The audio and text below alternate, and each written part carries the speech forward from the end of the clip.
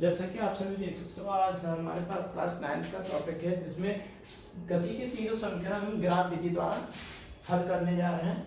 तो जो ग्राफ विधि है आपको केवल इसमें आपको जो मैंने जो ग्राफ बनाया आपको ये छोटा सा ग्राफ याद रखना है और इसके द्वारा हम पहला समीकरण सॉल्व करेंगे। पहला समीकरण आपको ध्यान रखना, नीचे क्या होता है समय, इधर क्या होता है वेग, वेग का मात्रा मीटर प्रति सेकंड, इधर क्या होता है सेकंड, ये हमने लिख दिया। ठीक है, और पहला जो समीकरण है हम त्वरण के फॉर्मूले से करते हैं। त्वरण का फॉर्मूला सभी को याद होगा, त्वरण वेग परिवर्तन बटा समय।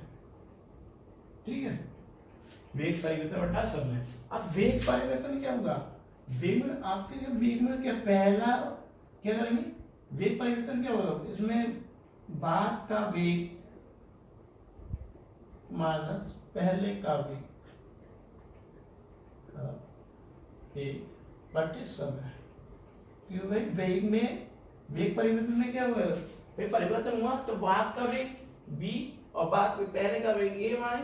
अब देखो बाद का वेग कहां से कहां है, बाद का वेग o से b है, o से b, और पहले का वेग कहां है, o से a, o से a, मतलब पहले का वेग u मान लीजिए और बाद का वेग आपका v है। ठीक है, अब आपको करना है समय क्या है, समय क्या है o e, समय क्या है o e रेखा। ठीक है, अब आपको करना क्या है, इन सभी के मान रखने o b, o और b के बीच में क्या है u, u आपने लिख दिया, तो a लिख चलना, माइनस o और a के क्या है, कितना वेग था u, और o और b में कितना वेग था v। ठीक है, o और e में कितना समय लगा, समय को कैसे लिखते हैं t से, तो t समय लगा। अब आपको करना क्या है, ठीक है, यहाँ पे बता देता हूँ। अब आपका ये निकल के आया, ठीक है, अब आपको क्या करना है, इसको यहाँ करना है, कैसे जोड़ा करके a t u, तो आपको ये समीकरण सॉल्व हो चुका है u प्लस a t। ठीक है, गति का पहला समीकरण सॉल्व हो चुका है। इसमें केवल कुछ नहीं था आपका, आपने त्वरण का फॉर्मूला लिखा। ठीक है, फिर उसमें वेग परिवर्तन होता क्या हुआ, वेग परिवर्तन हुआ तो इसमें वेग परिवर्तन क्या रखते हैं, बाद का वेग माइनस पहले का वेग और समय आपका वही है। इसमें बाद का वेग क्या था, बाद का वेग v है, मतलब o से v में बाद का वेग आपका, ठीक है, o और v आपका बाद के वेग, और पहले का वेग क्या है आपका o और a, और समय क्या है o और e। ठीक है, वो रखने इसके अकॉर्डिंग रखती है। और o और b, o से b में कितना वेग चला, v वेग चला, v रख दिया। अब o से a में कितना वेग चला, u वेग रखा, वो चल गया। o से e में कितना समय चला, t समय चला। ठीक है, उसको त्वरण के बराबर रख के इसमें सिंपल थोड़ी किसी कैलकुलेशन करके आपका पहला गति का समीकरण सॉल्व हो चुका है। ठीक है, अब करेंगे हम इसी के थ्रू गति का दूसरा समीकरण सॉल्व। आप उतार लीजिए कि आपको दूसरा भी कराते हैं, दूसरे में भी आपको बस थोड़ा सा फॉर्मूला याद करना है, बड़ा ही सिंपल है, इसे साफ कर देते हैं। ठीक, जैसा कि हम पहला समीकरण सॉल्व कर चुके हैं, अब हम दूसरा समीकरण सॉल्व करेंगे, द्वितीय समीकरण। ठीक है, उसमें आपको छोटा सा फॉर्मूला याद रखना है, ग्राफ का क्षेत्रफल बराबर आयत का क्षेत्रफल। आयत का क्षेत्रफल क्या पूरे ग्राफ में, o a d e, o a d और e। ठीक है, प्लस त्रिभुज का क्षेत्रफल, त्रिभुज का क्षेत्रफल। अब त्रिभुज का क्षेत्रफल क्या है हमारा, a d e, a d c। ठीक है, आपने ये रखी ग्राफ के क्षेत्रफल को इसमें लिखा हूं s। आयत का क्षेत्रफल क्या होगा, इसकी आमने सामने की भुजाएं समान होती है, तो क्या करेंगे o a इंटू o और e। ठीक है, प्लस त्रिभुज का क्षेत्रफल हाफ इंटू लंबाई इंटू चौड़ाई, हाफ इंटू लंबाई इंटू चौड़ाई, तो क्या हो गया A D into D C. ठीक है, और यहाँ पे आपको एक चीज याद रखनी है, कि हमारी जो AD रेखा है वो किसके समान है?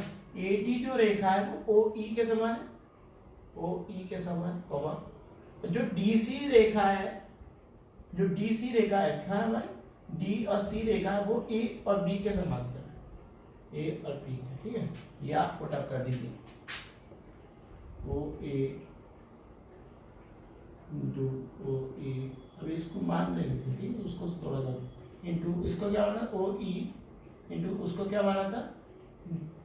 A और B, ठीक है। अब इनके मान पुट अप करते हैं। OA, O और के क्या है? U इंटू OE, OE क्या हमारा? T plus half into OE क्या हमारा? T और A और B, A और B में हमारे दो वेग कार्य कर रहे हैं, A और B में हमारे दो वेग कार्य कर रहे हैं, तो क्या करेंगे? O V माइनस मतलब वही पहला वेग, सॉरी बाद का वेग माइनस पहला वेग, तो OV माइनस OA, ठीक है, हो गया।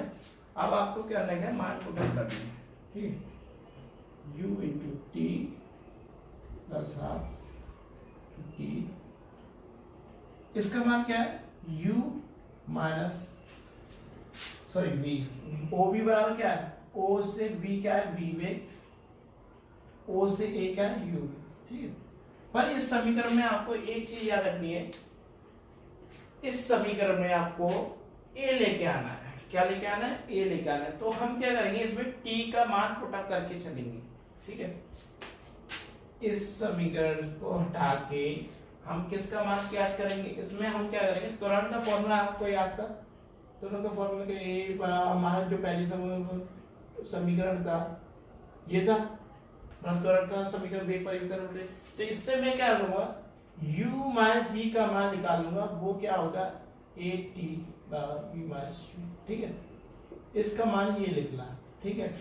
अब मैं क्या करूंगा? इसका जो मान था V माइनस U, इसकी जगह पे मैं क्या करूंगा? क्योंकि मेरे पास A नहीं, इसलिए क्या कर रहा हूं कि V माइनस U का मान उसमें त्वरण के फॉर्मूले से निकाला, क्या निकला हमारा? AT। इस A2 को मैं यहां रख दूंगा, ठीक है। यहां लिख देता हूं मैं S बराबर U इंटू T हाफ और T इंटू, इस पूरे का मान क्या रखा है? देखो इस पूरे का मान क्या होगा? AT, तो इसकी जगह पे AT रख दिया, ठीक है। अब इसको साफ आता है, आपका सॉल्व हो चुका है। U और T का गुणा है UT और हाफ आपका हाफ है ये, और इसका देखो गुणा करेंगे तो A का A और T का T हो जाएगा, तो T इसका, ये आपका समीकरण सॉल्व हो गया, ठीक है। दूसरा समीकरण सॉल्व हो गया, आपको दिखाई देते थे। तो सिंपल बात है, आपने U और T का गुणा किया, क्या U और T का है UT और हाफ A, तो आपका हाफ का हाफ है ये आपका A, ये ना T और T स्क्वायर होगी, ठीक है। आपका दूसरा समीकरण सॉल्व हो गया। देख लीजिए, आपको दिख रहा हो तो हिसाब से आप इसको नोट कर सकते हो, फिर से दूसरा समीकरण सॉल्व, ठीक है, नोट कर लीजिए। जैसे कि हमारा लास्ट तीसरा समीकरण बचा हुआ है, उसे भी सॉल्व करके ये टॉपिक खत्म करते हैं, ठीक है। तृतीय समीकरण, इसमें भी आपको सिंपल बात है, छोटा सा फॉर्मूला याद रखना है, क्या? समलंब का क्षेत्रफल बराबर, देखो समलंब क्षेत्रफल, समलंब का क्षेत्रफल क्या होता है? समलंब का क्षेत्रफल आपको ये मान लीजिए, आपका समलंब का क्षेत्रफल ये आपकी ये भुजा छोटी, ये भुजा बड़ी है, ये आपका समलंब का क्षेत्रफल कहलाता है, या समांतर भुजाओं का क्षेत्रफल, समलंब का क्षेत्रफल होगा। तो क्या करेंगे? समलंब का क्षेत्रफल वो होता है हाफ इंटू समलंब के, ये छोटी भुजा ये बड़ी भुजा, तो क्या कहेंगे? समांतर भुजाओं का योग, समांतर भुजाओं का योग इंटू समांतर भुजाओं का योग है, तो समय भी होगा इसमें, तो क्या तो समय को क्या है? तथा समांतर भुजाओं के बीच, समांतर भुजाओं के बीच की दूरी, ठीक है। सिंपल बात थी, आपको सिर्फ छोटा समलंब का क्षेत्रफल याद करो। समलंब क्या होता है?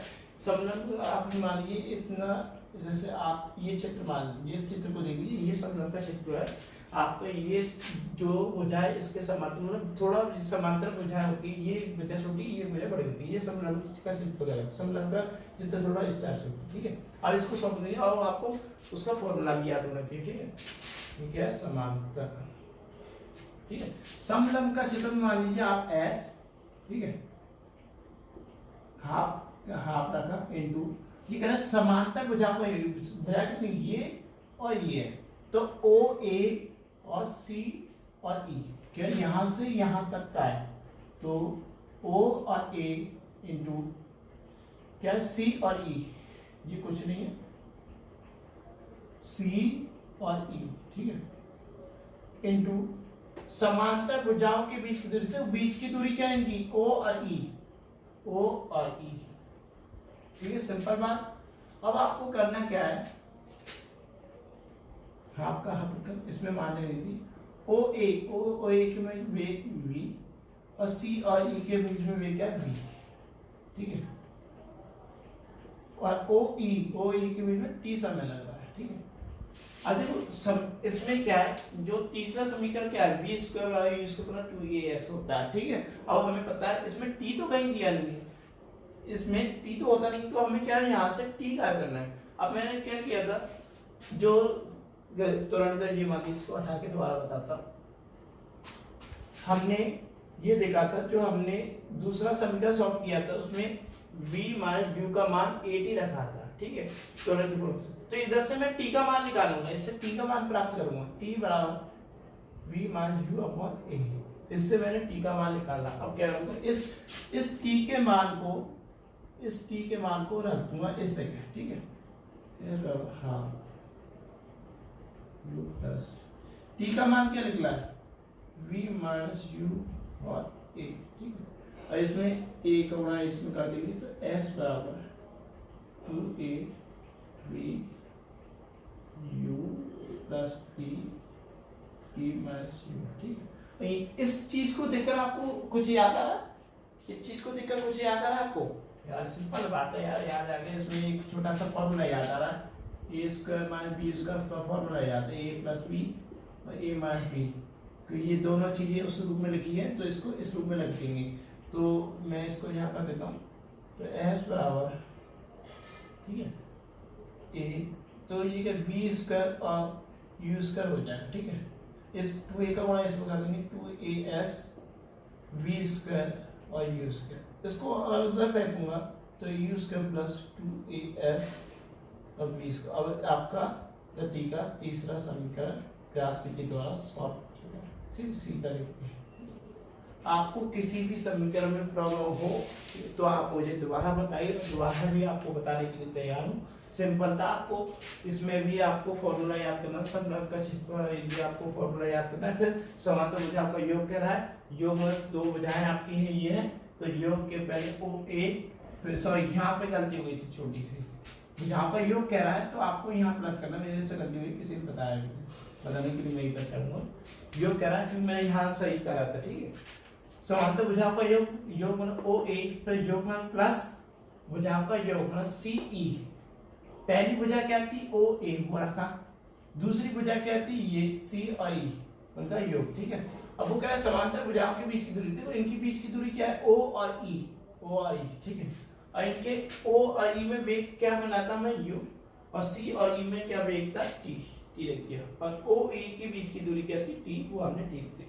अब आपने ये देखा था कि जो गति का तीसरा समीकरण था, क्या गति का तीसरा जो समीकरण है क्या होता है, v square u square 2s, इसमें t नहीं होता, तो हम क्या करेंगे, इसमें हमने तुरंत के फॉर्मूले से t का मान निकाला था, t का मान जो निकाला था वो हमने पुट अप कर दिया, ठीक है। इसके बाद सिंपल था, ये करोड़ा यहाँ पे किया और ये चीज हमें दिखाई दी, तो इसको हमने इस रूप में यहाँ लिख दिया, ठीक है, इनका गुणा कर दिया, और जो माइनस का u था उसको वहां पे दिया, और सिंपल यहीं पे फॉर्मूले से गए, तो इसको थोड़ा सीधे डाल दिया, ठीक है।